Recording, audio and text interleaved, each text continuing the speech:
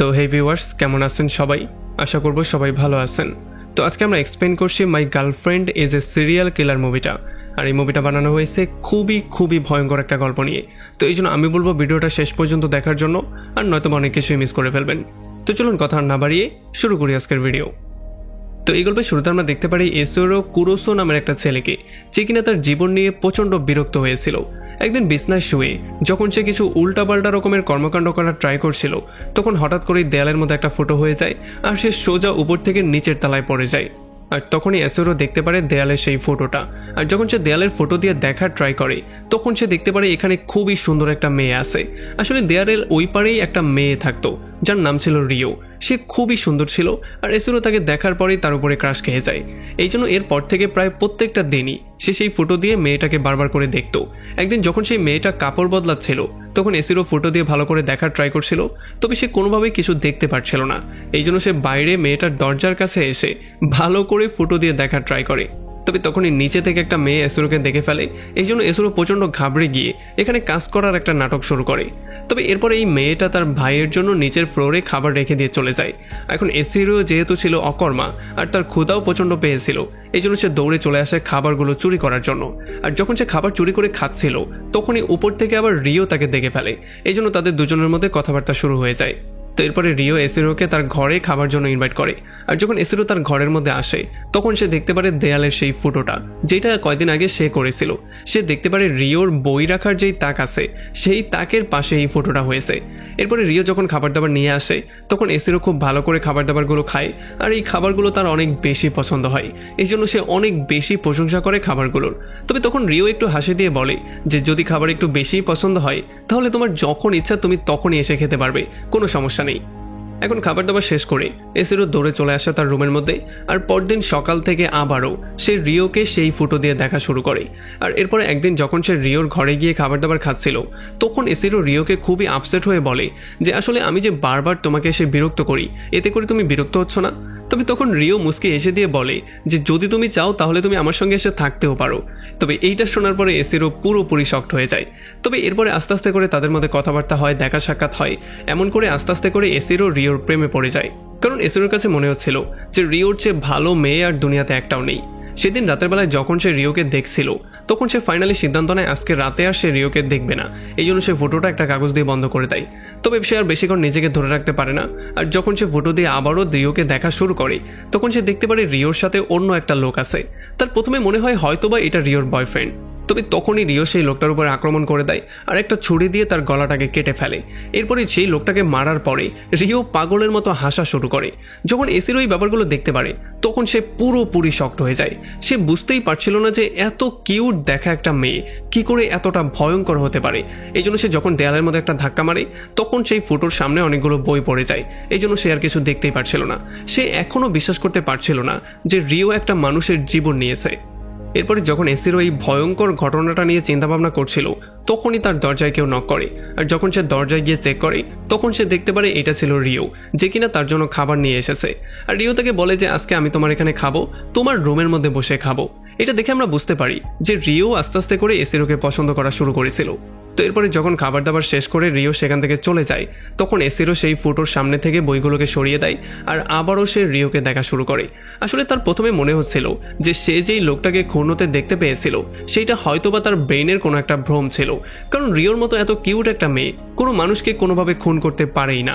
তবে তখনই সে ইমিজি নামের একটা মেয়েকে দেখতে পারে, আর তাকে দেখার পরে রিওর উপরে তার সন্দেহ আরও বেড়ে যায়। তো এরপরে সেদিন সকালবেলা যখন এসিরো তার কাপড় চোপড় ধোয়ার জন্য বেরোচ্ছিল, তখন রিও এসে তাকে বলে যে তুমি চাইলে আমার ওয়াশিং মেশিন ইউজ করতে পারো।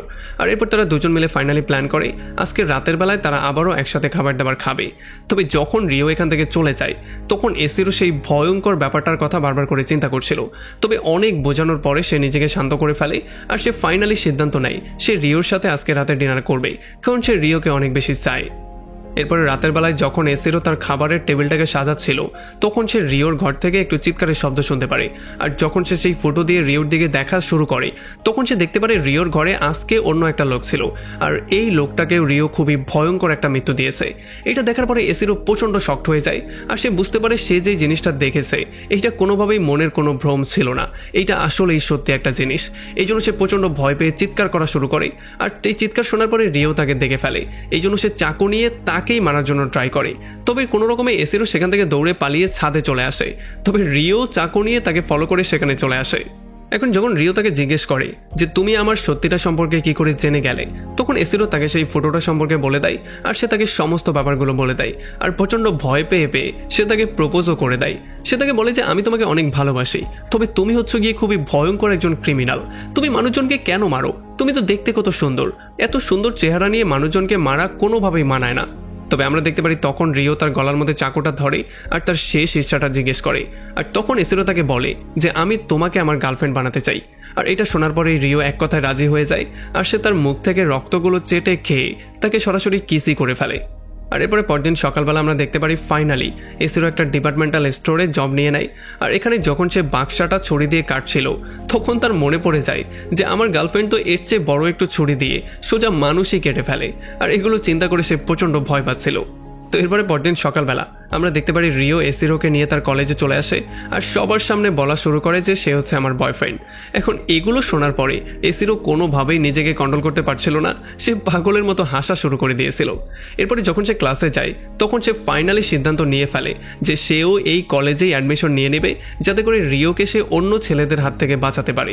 তবে তখন আবার রিও তাকে এটা মনে করিয়ে দেয় যে তুই আমাকে কি অন্য ছেলেদের থেকে বাঁচাবি, আমি তো প্রতিদিন রাতের বেলায় একটা ছেলেকে এমনিতেই মেরে ফেলি, আমি নর্মাল কোনো মেয়েদের মতো না, আমি হচ্ছে একজন সিরিয়াল কিলার। তবে তখন এসিরো তাকে জিজ্ঞেস করে যে এই কাজগুলো তুমি আর কতদিন পর্যন্ত করবে, তবে তখন রিও আর তাকে কোনো অ্যান্সার করে না। তো এরপরে একদিন যখন এসিরোর সাথে রিও বাইরে বের হয় তখন সে বের হওয়ার আগে একটা রেইনকোট পরে নেয়, আর রাস্তায় এরপর সে যাকেই পেত তারই সে গলা কেটে ফেলতো, আর গলা কেটে তাকে সেখানেই মেরে ফেলতো।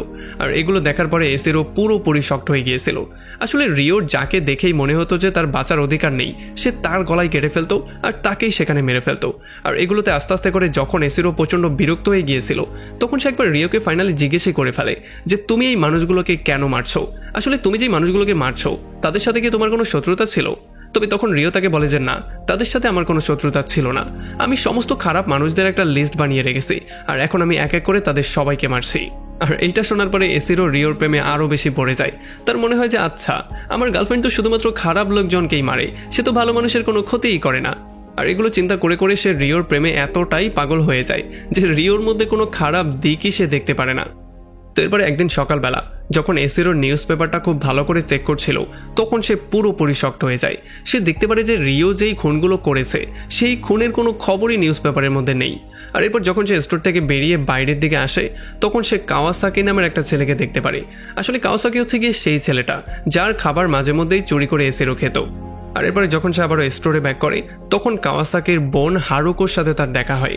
আর এখানে হারুকো যেই সমস্ত জিনিসপত্রই নেয় সেগুলোর টাকা এসিরো তার থেকে রাখে না, কারণ তার খারাপ সময় সে তাকে সাহায্য করেছিল। আর এরপর সেখান থেকে যখন সে রাতের বেলায় বাসায় ব্যাক করে তখন সে যখনই ফটো দিয়ে রিওর দিকে তাকায় তখন সে দেখতে পারে রিও তার জন্য একটা মেসেজ দিয়ে চলে গিয়েছে। রিও তাকে রাত্র 10টার সময় মিট করতে বলেছে। এখন এসিরো গোসল টোসল করে পুরোপুরি রেডি হয়ে 10টা বাজার জন্য ওয়েট করা শুরু করে। আর যখনই 10টা বেজে যায় তখনই রিওর ঘর থেকে চিল্লাচিল্লির শব্দ আসা শুরু হয়। আর যখন সে দৌড়ে গিয়ে ফুটো দিয়ে চেক করার ট্রাই করে তখন সে দেখতে পারে কাওয়াসাকির হাত পা বাঁধা অবস্থায় আছে আর রিও তাকে মারতেই যাচ্ছিল। এখন এসিরো চিৎকার করে করে তাকে সাবধান করে দেওয়ার ট্রাই করে, সে বলে যে কাওয়াসাকিকে না মারার জন্য। তবে রিও তাকে বলে তুমি এখানে চুপ করে দাঁড়িয়ে থাকবে আর সমস্ত ব্যাপারগুলো দেখবে। এরপরে রিও তাকে খুবই ভয়ঙ্কর একটা মৃত্যু দেয়, তার গলা কেটে সে তাকে মেরে ফেলে। আর তখনই আমরা দেখতে পারি ইমেজি নামের সেই মেয়েটা তার পুরো টিম নিয়ে চলে আসে আর তারা পুরো রুমটাকে খুবই ভালো করে ক্লিন করে দেয়, এমন একটা অবস্থা করে দেয় যেন এখানে কোনো ঘটনা কখনো ঘটেইনি। তবে তখনই এসিরো দৌড়ে রিওর রুমে চলে আসে আর সে ইমেজিকে জিজ্ঞেস করে যে এই সমস্ত ভয়ঙ্কর কাজগুলো তুমি কেন করো। আর তখন ইমেজি বলে যে আমার লাশের দরকার, আর পৃথিবীতে এমন অনেক মানুষ আছে যাদের লাশের দরকার। তবে তখন এসিরো তাকে জিজ্ঞেস করে যে কাওয়াসাকির মতো এত ভালো একটা মানুষকে তুমি কেন চুজ করেছো। তখন সে বলে যে কাওয়াসাকি মোটেও ভালো মানুষ ছিল না। আর এরপর সে তাকে তার কানের রিংটা দেখায় যেটা কিনা মানুষের আঙুল দিয়ে বানানো। এটা দেখার পরে এসিরো প্রচণ্ড ভয় পেয়ে যায়। আর এরপরে ইমেজে তাকে কাওয়াসাকির রুমের মধ্যে নিয়ে আসে। আমরা দেখতে পারি তার রুমের মধ্যে চারপাশে রক্ত দিয়ে ভরা ছিল। আসলে আমরা জানতে পারি কাওয়াসাকি বিড়ালদেরকে ধরে ধরে তাদেরকে জঘন্য মৃত্যু দিত আর তাদের মাংসগুলোকে অন্য জায়গায় সেল করত। এই সমস্ত ব্যাপারগুলো দেখার পরে এসিরো প্রচণ্ড ভয় পেয়ে যায় আর সেখান থেকে পালিয়ে যাওয়ার ট্রাই করে। তবে তখন ইমেজ আবার তাকে ওয়ার্নিং দিয়ে বলে দেয় যে তোমাকে কিন্তু রিও এমন করেই মারবে, তোমার গলা কেটেই তোমাকে মারবে, তাই তুমি সাবধান হয়ে যাও। আর এইটা শোনার পরে এসিরো প্রচণ্ড ভয় পেয়ে দৌড়ে তার রুমে চলে আসে। পরদিন সকালবেলা এসিরোর ঘরের সামনে রিও এসে দরজায় নক করে, তবে এসিরো কোনোভাবেই দরজা খুলছিল না। এই জন্য রিও ব্যালকনি দিয়ে মধ্যে চলে আসে। সে এসিরোকে জড়িয়ে ধরতে চাচ্ছিল, তবে এসিরো যেহেতু তার সাথে ভালো ব্যবহার করছিল না, এই জন্য রিও প্রচণ্ড রাগ করে সেখান থেকে বেরিয়ে চলে যায়। তো এরপরে যখন রুম থেকে এসিরো বাইরে বেরিয়ে আসে তখন তার ফাইনালি দেখা হয়ে যায় হারুকোর সাথে। আর যখনই সে তার ভাই সম্পর্কে তাকে জিজ্ঞেস করে তখনই তাদের সামনে রিও চলে আসে। আর রিও হারুকোকে বলে, তুমি আমার রুমে এসে ওয়েট করতে পারো আর তোমার ভাই যতক্ষণ না আসে তুমি সেখানেই থাকতে পারো।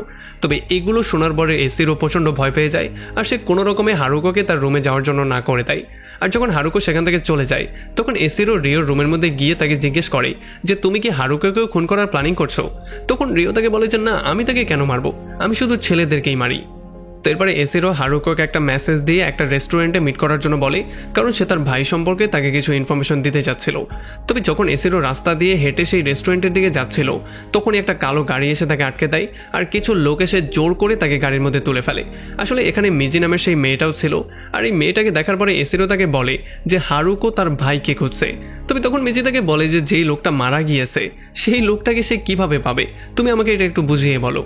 তবে যাই হোক, এরপর আমরা দেখতে পারি এসিরো ফাইনালি হারুকোর সাথে মিট করতে সেই রেস্টুরেন্ট পর্যন্ত চলেই যায়। তবে এখানে সে তার ভাই সম্পর্কে তেমন কিছুই হারুকোকে বলে না। তবে হারুকো তাকে বলে যে যেহেতু আমার ভাই অনেকদিন ধরে বাসায় ব্যাক করছে না, এই জন্য ফাইনালি আমি গিয়ে পুলিশে একটা কমপ্লেন করে দিয়েছি। তো এরপরে যখন সে হারুকোর সাথে মিলে বাড়িওয়ালার সাহায্যে কাওয়াসাকির রুমটা খুলে চেক করার ট্রাই করে তখন সে প্রচণ্ড ভয়ের মধ্যে ছিল। তবে যখন সে রুম খুলে মধ্যে যায় তখন তারা দেখতে পারে রুমটা পুরোপুরি ক্লিন, পুরোপুরি নর্মাল একটা রুম। এটা দেখার পরে তো এসিরো পুরোপুরি খুশি হয়ে যায়, কারণ সে প্রচণ্ড ভয়ের মধ্যে ছিল যে সেই সমস্ত ব্যাপারগুলো না আবার হারুকো দেখে ফেলে। তবে এরপর যখন সে হারুকোর সাথে বাইরে বেরিয়ে চলে আসে তখন সে হারুকোকে সান্ত্বনা দিয়ে বাসায় পাঠিয়ে দেয়। তবে যখন সে রাতের বেলায় বাসার দিকে যাচ্ছিল তখন সে দেখতে পারে একটা ছেলে রিওর কাঁধে হাত দিয়ে হাঁটছে।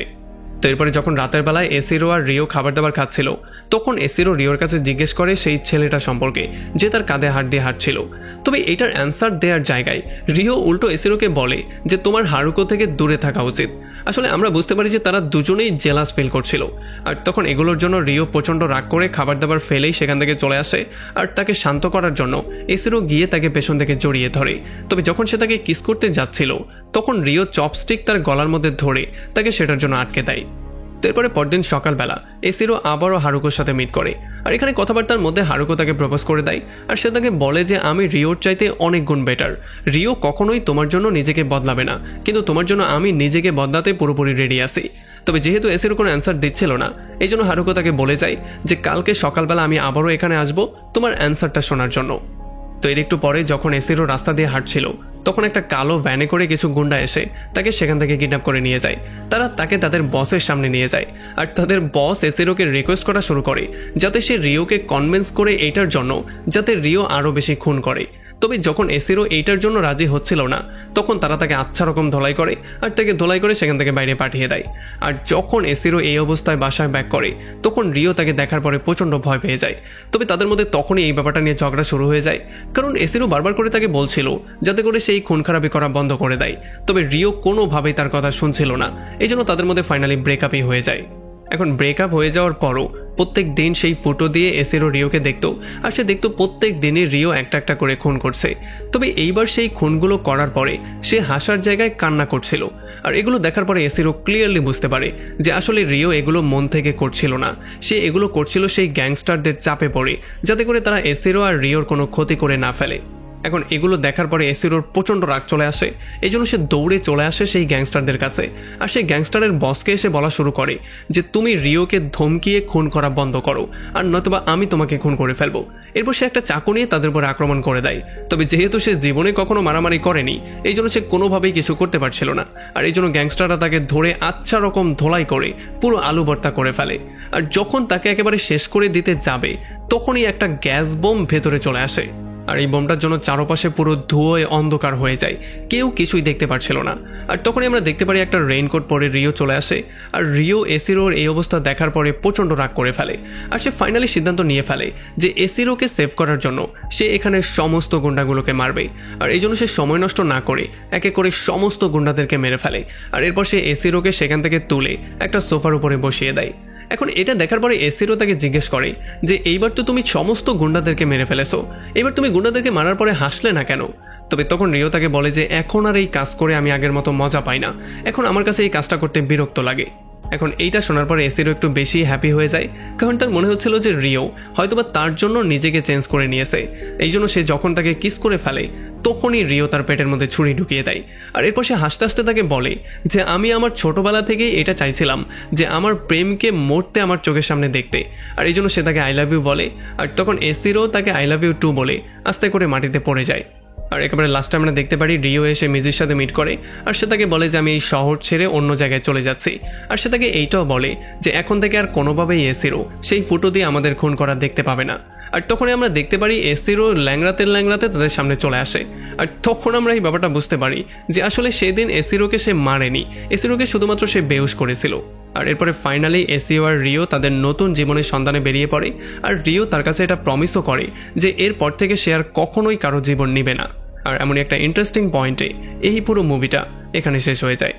তো আমাকে কমেন্ট করে জানান যে আপনার কি মনে হয়, রিও কি নিজেকে আসলেই শুধরে ফেলেছে? সে কি প্রেমে পড়ে আসলেই নিজেকে পরিবর্তন করে নিয়েছে, নাকি সে তার সাথেও একটা নাটক করছে? ভিডিও ভালো লাগলে অবশ্যই একটা লাইক করবেন আর আমাদের চ্যানেলে নতুন হলে অবশ্যই সাবস্ক্রাইব করবেন। তো আমাদের দেখা হবে অন্য কোনো ভিডিওতে অন্য কোনো একদিন। Till then, take care.